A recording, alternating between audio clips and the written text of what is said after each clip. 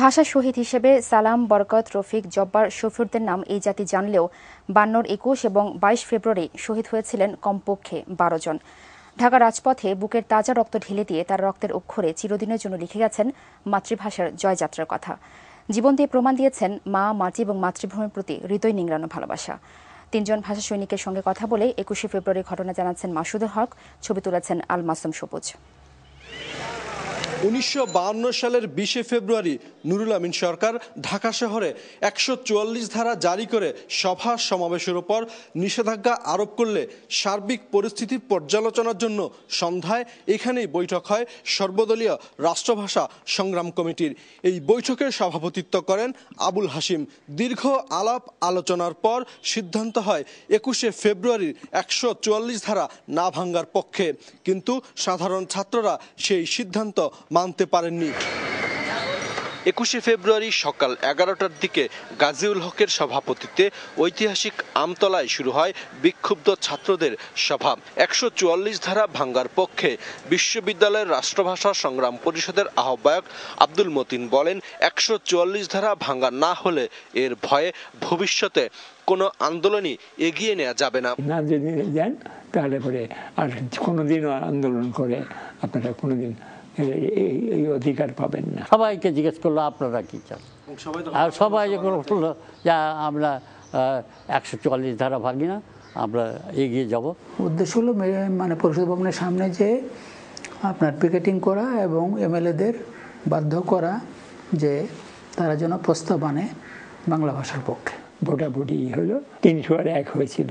First ব্যাচে যারা ধরলো তাদের মধ্যে হাইবুর রহমান ছেলে ছিলেন। তৃতীয় ব্যাচে সম্ভবত তারপরে মানে ছাত্রীরা ছিল। বেলা ৩টার থেকে শুরু হয় ছাত্র জনতার ওপর পুলিশের নির্বিচার গুলিবর্ষণ। এই ঘটনায় বাংলার ইতিহাসে সূচিত হয় নতুন এক অধ্যায়।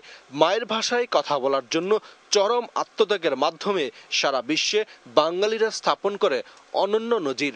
পুলিশও বাধা দিচ্ছে, এরাও আগুচ্ছে, কখনো ঠেলা দিয়ে এগুতে হচ্ছে, ধস্তাধস্তি হচ্ছে। ওই পাশেই কন্যা আছে, সে বলছে করাচির সঙ্গে বলছে যে what measure we should take?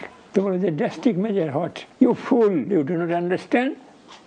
তার মানে গুলি চালাও। ওই পুলিশ ভেতরে ঢুকে, আমাদের হোস্টেলের ভেতরে ঢুকে, খানিকটা ভেতরে ঢুকে তারা সব পজিশন নিয়ে বসে গুলি শুরু করলো। রিস কমিশনের রিপোর্ট যেটা, সেই রিপোর্টে বলা হয়েছে 3টা 20 মিনিট, কমপক্ষে 2 দিনে 12 জন মারা গেছে। মানিকগঞ্জ দেবেন্দ্র কলেজের যে ছাত্র রফিকুদ্দিন আহমদ, প্রথম শহীদ, তার মাথায় গুলি লেগেছিল, মগজটা ছিটকে পড়েছিল। কিছুক্ষণ পরে বরকতের এখানে লাগলো, প্যান্টের দিকে তাকিয়ে বলছে, আরে বাপরে আমার যে গুলি লেগেছে।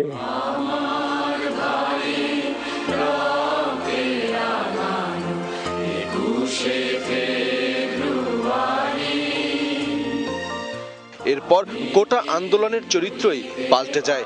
জনগণের কাছে ১৪৪ ধারা হয়ে যায় মূল্যহীন এক আদেশ। গুলিবর্ষণের প্রতিবাদে পূর্ববঙ্গ আইন পরিষদ থেকে ওয়াকআউট করে আব্দুর রশিদ তর্কবাগীশ হতাহতদের দেখতে আসেন। সরকারের পদত্যাগের দাবিতে আবেগ, উত্তেজনা ও কান্নায় ভেঙে পড়েন তিনি। মাসুদুল হক, এটিএন নিউজ, ঢাকা।